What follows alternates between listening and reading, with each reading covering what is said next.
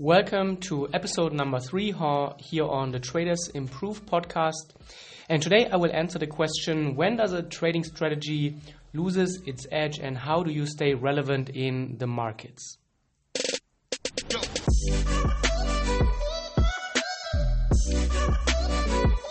So hello, welcome back to our third episode in this still relatively brand new podcast format here or the Traders Improved podcast series. And today I want to answer the question and provide some feedback on the question that I get probably on almost a weekly basis. When does a strategy lose its edge? How do you stay relevant in the markets? And when or is there a chance that trading will go away? And I have a few things that I need to share with you. I want to share a few tips on certain mindset concepts and also tips on how to stay relevant in the markets. But first of all, there is this very famous quote from Ed Sykota, who has been a very great trader. And the quote goes, the markets are the same now as they were 5 or 10 years ago because they keep changing just like they did then. And this really hits the nail on its head. It means that the markets are always undergoing a change. The markets are very dynamic. The price on our charts moves because millions and millions of people, institutions, computer programs interact on a daily basis. And constitution and the people always change. The ideas and the underlying thought process always change. So we as traders have to also change. Also, when we just look back a few decades ago, there were no computers and the people were not able to make trades that fast. Still, there was trading around back then, but traders used phones often to make their trades. And then when the technology increased or when the technology advanced, suddenly was able to make transactions via computer. And the people back then, they were very scared that everything is going to change. They will lose their edge. Of course, some did, but only those who did not go with the time and who tried stubbornly to keep doing what they have always been doing. And then the same happened again when the internet came around and suddenly everybody could trade from their home just using a regular computer. Again, the markets completely changed the way the price moved, and you had just to stay relevant. And these days, the same is happening over and over again. Now with the advancement of algorithmic trading, especially on the lower time frames, things change all the time, and we as traders have to go with it. If you want to have a long-term profitable trading career, you just have to adapt constantly. And so I want to provide a few insights and tips on how you can stay relevant as a trader and what it takes to adapt with your trading strategy. First of all, when we start looking at adaptation, we need to understand that there are usually two types of traders who apply different types of strategies. So the first area is the static traders. They have a static trading system. Often traders, when they message me, they want to have a rule-based system. They want to eliminate as much discretionary as possible because they just want to have an easy life, in parentheses. They just want to have shortcuts. They want to have clear rules without having to think too much. They want to know exactly what has to happen, what moving average has to cross, and what is the stochastic value, how are all the parameters to get a trade entry, how many pips do you use for your stop loss, how many for your target. And they want to completely eliminate all the variables in their trading. This is, of course, it's understandable on one hand because it makes it much easier, and people believe that they just need to have this set of rules and then they can become profitable traders. But this is very, very dangerous thinking because obviously the markets always change, as I said, and you cannot apply the same rules to the markets all the time because you will run into problems. Many of those people with static trading systems, they will experience periods where everything works great, where they have a bunch of winning trades, and then suddenly they run into problems when the market undergoes a change. They don't really know that the market is undergoing a change because they don't have a way of tracking that or a way of understanding that, and then suddenly they give back all their previous profits because the system suddenly fails miserably and they get into a losing streak, and even worse, they lose their mental capital and then they get too emotional and enter this downward spiral. So static systems, if you catch yourself thinking, okay, I have a static system, or I'm always looking to make everything more automated, that is probably not the best approach. On the other hand, we have adaptive systems.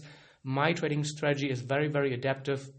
I do use rules at certain areas because you need to have rules at in certain components of your trading strategy so that you have repeatable processes. You're not always changing everything, but you need to have the possibility to adapt with your trading system. You need, for example, to have different setups for different situations. For me personally, I also vary the time frames based on how much the market moves, how much it fluctuates. When there are a lot of movements, then I avoid the lower time frames because the higher time frames then often have much more stress-free trading opportunities. But if there's not so much momentum on the higher time frames, I will go to the lower time frames and then trade the trends and the moves there.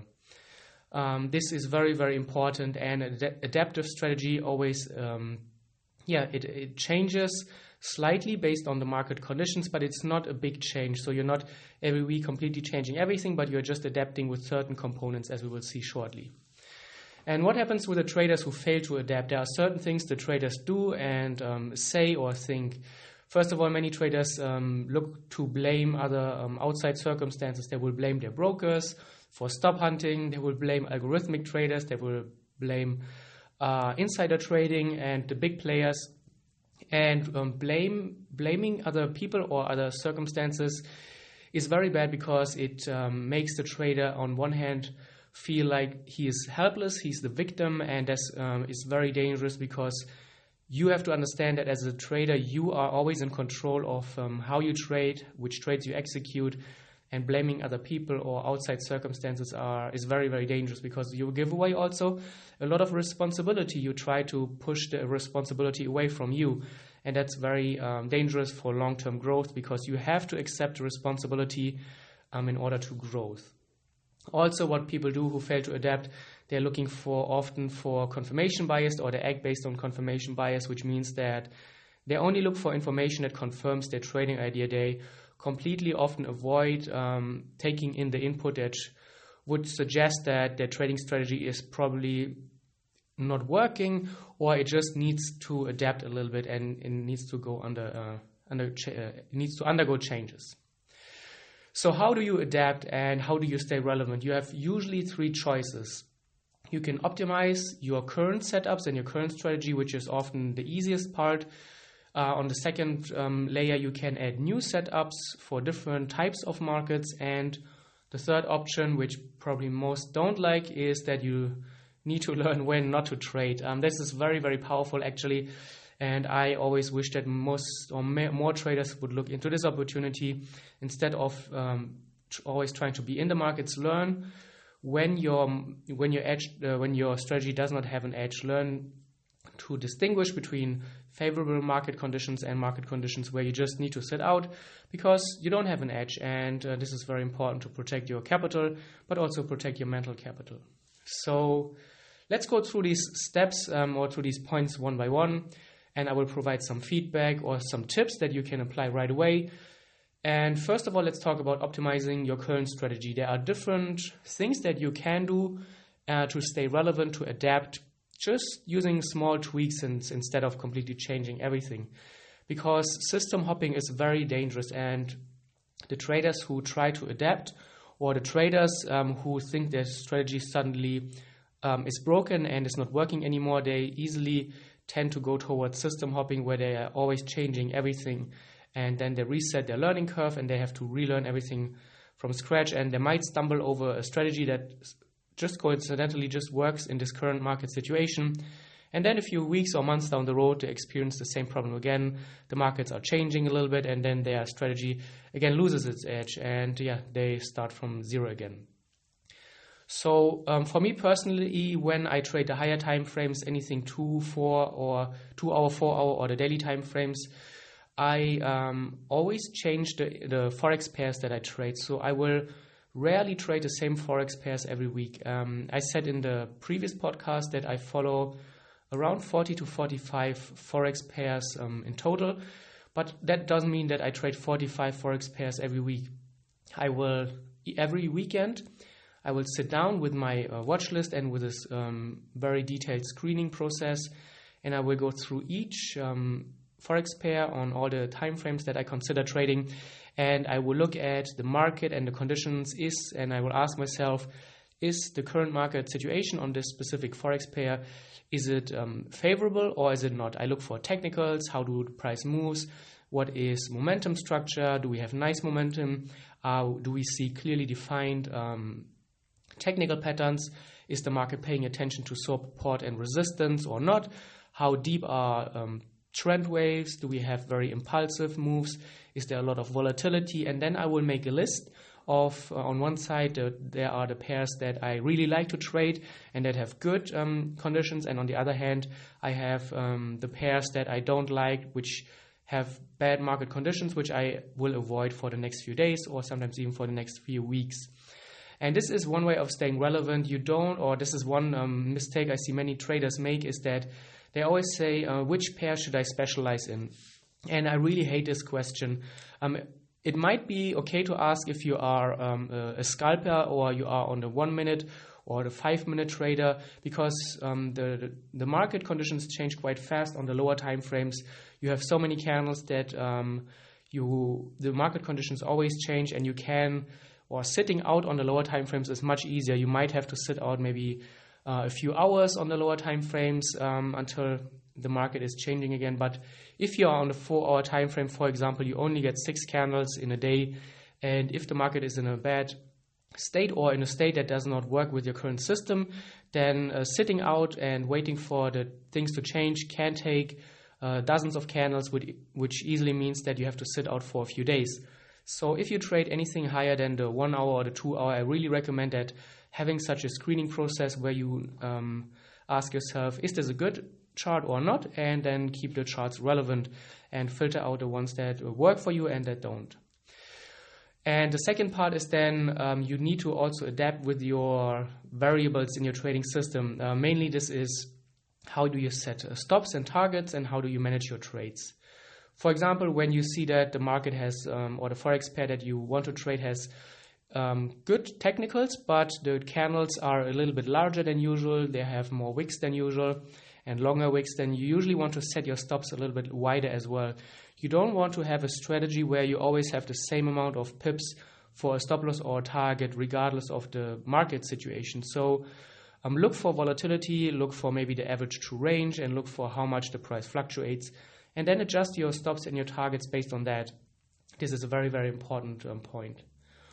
Of course, you can also change and tweak your tools a little bit. You use different indicators and different patterns for different situations. As I said in the previous podcast, I have my main core strategy, but within this strategy, I have different setups for different types. So in one market condition, I will use a setup where I don't have any indicators, where I just use pure price action and with certain patterns. In another condition, I will use a Bollinger Band, and another one I will use an RSI with trend lines. And I always alternate between those different setups based on the market conditions, and every market condition requires a little bit of a different approach. You don't need to completely change everything, but just make little changes.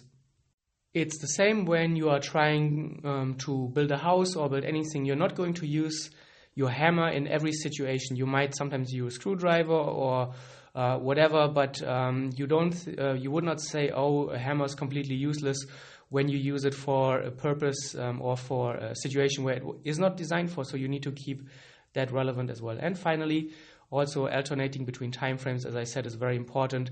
Always, for me, for example, I really think that keeping the time frames relevant, always changing the time frames based on the market is very, very important and very helpful. Then the third option, which I said previously, is that you need to learn when to sit out. This can be very challenging mentally if a trader then especially on the higher time frames, sit out for a few days, sometimes even a week. But this is a very important process, and for that I always recommend write down the points and the variables that your market or that your strategy works best on. What are the market variables that you want to see in order to trade, and then on the other hand write down what is a market situation that is not tradable for you. And I also always recommend that start a screenshot collection. So for example, go through your last 30, 40 trades, and for the best trades, look at what they have in common, print them out, write down every point that you see that the trades have in common, and then you will often very quickly see a pattern in your trading and your trading strategy. And finally, you have the option to create new strategies.